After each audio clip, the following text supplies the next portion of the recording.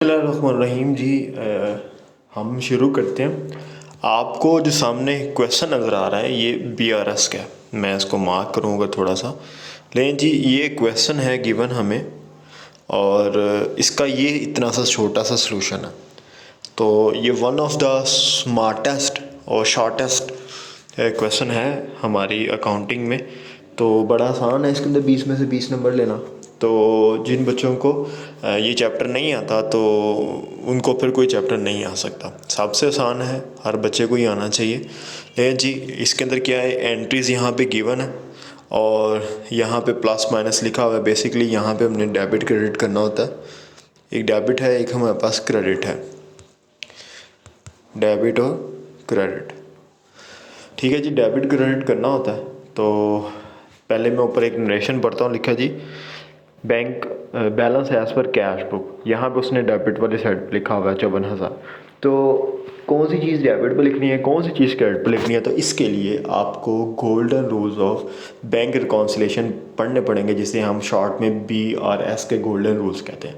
ठीक है जी, मैं गोल्डन रूल की तरफ शिफ्ट करने लगा हूँ। आप लोगों ने वो अपनी कॉपीज़ पे नोट कर लेने हैं और दूसरे नंबर पर उनको याद कर लेना है। ज़ुबानी आपको आने चाहिए। एक सेकेंड।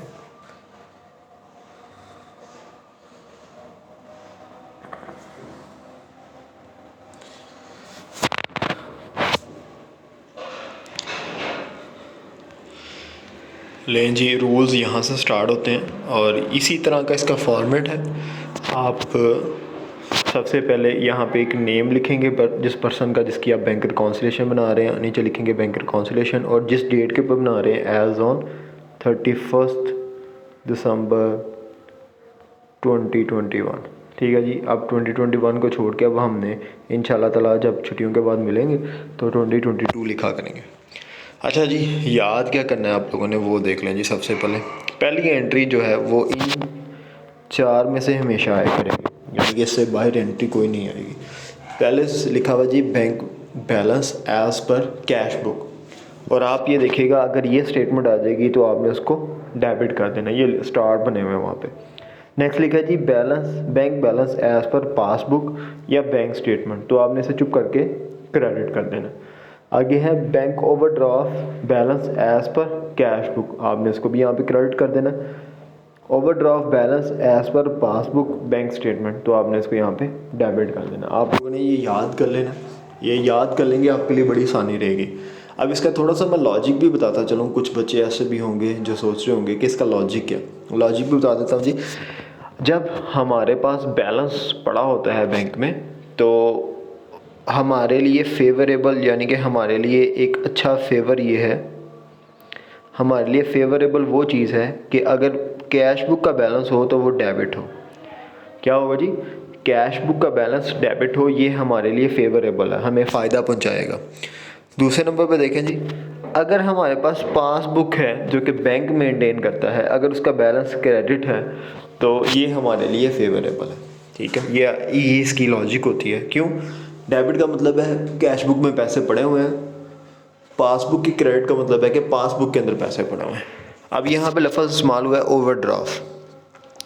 ओवरड्राफ्ट का मतलब है जी हमारे बैंक में पैसे नहीं थे, हमने उल्टा लोन लिया। अब जब हम कैश बुक का ओवरड्राफ्ट बैलेंस है यानी कि उल्टा बैलेंस है तो वो क्रेडिट हो जाएगा क्योंकि ये हमारे लिए फेवरेबल नहीं है। इसी तरह जब पासबुक का ओवरड्राफ्ट होगा ये भी हमारा अनफेवरेबल बैलेंस बन जाएगा तो हमने इसको डेबिट कर लेना। इन शॉर्ट आपने करना क्या है वो समझिएगा।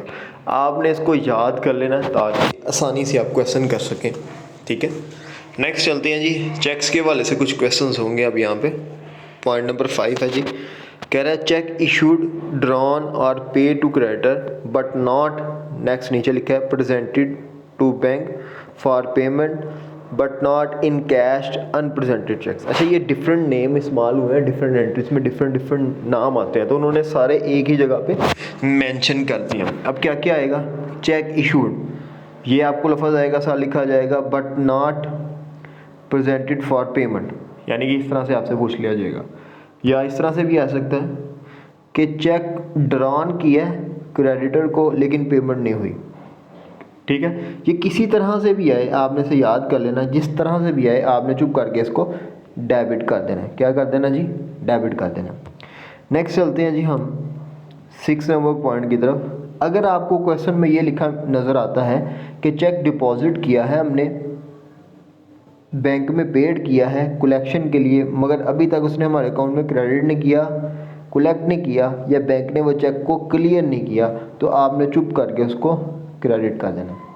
देखें, इसके अलावा इसके ये नेम भी आ सकते हैं,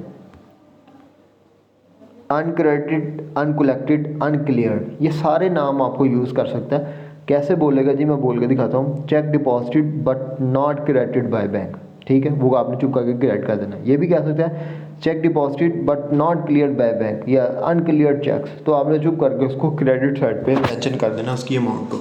बड़ा सिंपल है, आपने सिर्फ यहाँ पे डेबिट करना है या क्रेडिट करना है।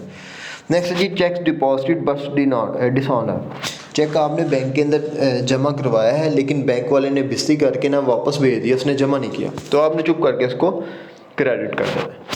आगे जी, चेक इशूड बट डिसऑनर। आपने चेक इशू किया था किसी को पेमेंट के लिए, लेकिन उसने बंदे ने चेक बैंक के अंदर लेके गया, बैंक वालों ने पेमेंट नहीं की, ठीक है, तो आपने क्या करना है, इसको चुप करके डेबिट कर देना है ऐसे केस में। यानी कि जब हम बैंक के अंदर पैसे जमा करवाने के लिए जाएंगे, वो जमा नहीं करेगा, हम क्रेडिट कर देंगे, और जब हम किसी और बंदे को पेमेंट की है कि जाओ बैंक से जाकर रिसीव कर लो, तो वो हम डेबिट कर देंगे, उसने पेमेंट बैंक ने उसको दी नहीं।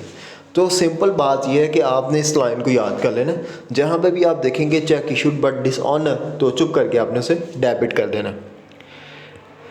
आगे देखिए जी, आगे क्या है, आगे हमें ये कह रहा है cheque receive and entered in cash book but omitted to send to bank. कह रहे कि चेक हमने किसी कस्टमर से रिसीव किया था, लेकिन हम उसे बैंक में भेजना भूल गए थे। ओमिटेड का मतलब है भूल जाना। क्या मतलब है जी? भूल जाना। ओमिटेड का मतलब है जी भूल जाना, हम भूल गए थे, तो आप ऐसे चेक को आप चुप करके क्रेडिट कर देंगे। नेक्स्ट चले जी, इंटरेस्ट के हवाले से एंट्री है। वो कह रहा है जी इंटरेस्ट ऑन ओवरड्राफ्ट। अगर आपको इंटरेस्ट ऑन ओवरड्राफ्ट क्वेश्चन में नज़र आ जाता है, तो आपने चुप करके से क्रेडिट कर देना है। अभी आपके याद करने पे डिपेंड करेगा आप कितना अच्छा याद करते हैं। इंटरेस्ट ऑन डिपॉजिट, आपको डिपॉजिट मिला है, इंटरेस्ट ऑन डिपॉजिट, तो आपने उसे चुप करके डेबिट कर देना है। नेक्स्ट है जी हमारे पास interest on investment securities collected by bank, तो आपने भी इसको चुप करके डेबिट कर देना है। ठीक हो गया। नेक्स्ट है जी हमारे पास रेवेन्यूज़ के हवाले से कोई एंट्री एक आएगी। ठीक है जी, dividend on shares, insurance claim और other revenue receive by bank. यानी कि बैंक के अंदर कोई हमें रेवेन्यू रिसीव हुआ है कि हमने किसी कंपनी के शेयर परचेज किए थे, कंपनी को प्रॉफिट हुआ है, कंपनी के प्रॉफिट को हम डिविडेंड कहते हैं, कंपनी से हमें डिविडेंड मिल गया, या हमने अपनी इंश्योरेंस करवाई थी और हमें उसकी मैच्योरिटी की डेट के ऊपर हमें उसकी पेमेंट मिल गई है। ठीक है, सो इंश्योरेंस क्लेम कह सकते हैं हम। जिस तरह गाड़ियों की इंश्योरेंस होती है, वो एक्सीडेंट हो जाता है तो हम कंपनी वालों को कहते हैं जी इतने पैसे मेरे लगे, आप मुझे वापस कर दें, तो फिर आपको वापस कर देते हैं। आपने इसको चुप करके यहाँ पे डेबिट कर देना है। नेक्स्ट है जी हमारे पास ट्रेड सब्सक्रिप्शन इंश्योरेंस प्रीमियम और other expenses paid by bank. अगर आप अपने बैंक को कोई काम कहते हैं जी हमारे खर्चे आपने पे करने हैं, जैसे कि आप लोगों को पता है कि आप लोग जब फीस जमा करवाते हैं, बैंक में जमा करवाते हैं, ठीक है, वो हमारे बिहाफ के ऊपर रेवेन्यू कलेक्ट कर रहा होता है। ऐसे ही हम ये भी कह सकते हैं बैंक को कि हर महीने हमने अपने कॉलेज का रेंट पे करना होता है, तो आप खुद ही हमारे अकाउंट से पैसे निकाल के जमा करवा दिया करो। ठीक है, इस तरह के चार्जेस कोई किसी किस्म का जो काम बैंक हमारे लिए करता है, तो बैंक क्या करेगा जी, इस तरह का कोई भी खर्चा अगर बैंक पे करेगा तो उसको हम क्रेडिट कर देंगे। क्या कर देंगे जी? क्रेडिट कर देंगे। बड़ा सिंपल सा क्वेश्चन है। आगे चलते हैं जी, bank charges collected by bank. अगर bank charges collection charges deducted by bank, अगर बैंक किसी किस्म के कोई चार्जेस हमारे अकाउंट से काट लेता है तो आपने इसको भी क्रेडिट कर देना। ले जी, आगे एंट्री लिखी हुई है wrongly debited by bank in passbook. अगर इस तरह की कोई आपको स्टेटमेंट लिखेगी है तो आपने चुप करके क्रेडिट कर देना।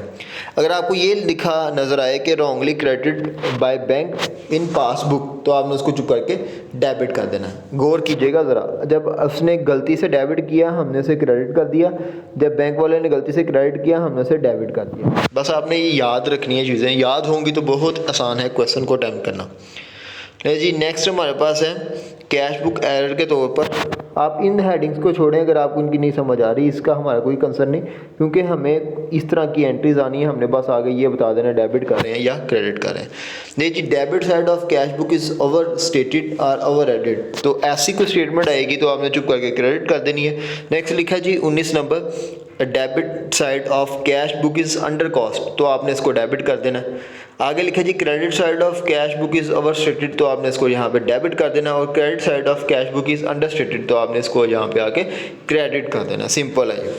ले जी नेक्स्ट चलते हैं हम। नेक्स्ट है हमारे पास बिल रिसीवेबल के हवाले से, bill receivable realise by bank. Realise का मतलब होता है बैंक ने पैसे कलेक्ट कर लिए हैं बिल के, तो ऐसे अगर कोई केस होगा तो हम उसे डेबिट कर देंगे।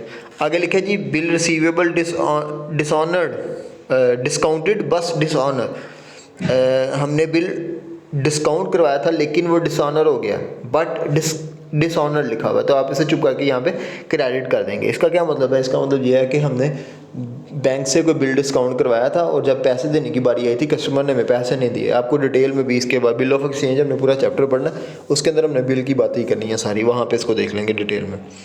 आगे चले जी, अदर के अंदर भी हैं, बस ये थोड़े से रह गए। लिखा हुआ जी amount directly deposited by customer into bank 24 number, तो ऐसा कोई स्टेटमेंट आएगा तो आपने उसको डेबिट कर देना। आगे लिखा जी amount withdrawn but not recorded in cash book, तो आपने इसको चुप करके क्रेडिट कर देना।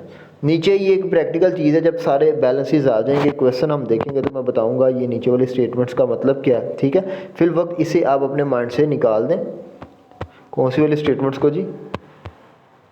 ये नीचे वाली स्टेटमेंट्स को अपने माइंड से निकाल दें, ऊपर वाली आपने याद करनी है। ये 25 पॉइंट जिस बच्चे को आ जाएंगे उसके 20 नंबर पूरे हो जाएंगे, ठीक है।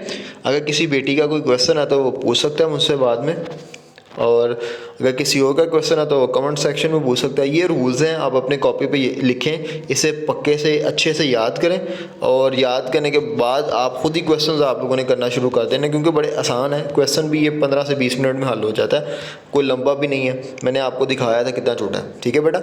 आप लोगों ने बिल्कुल भी कोताही नहीं करनी है इसको याद करने में, फटाफट से इसको याद कर लें। हाँ, अगर कोई प्रॉब्लम है तो अपने टीचर को आप इस बात से आगाह करें। बहुत शुक्रिया जी बेटा, अल्लाह ताला आप सबको खुश रखे, अल्लाह आप सबका हामी और मददगार हो। और पता नहीं ये वीडियो कब तक अपलोड होगी, लेकिन मेरा ख्याल है शायद 2021 ख़त्म होने वाला होगा या हो गया होगा, तो मुझे बताइएगा आपने ये वीडियो कब देखी। तो थैंक यू वेरी मच, अस्सलाम वालेकुम।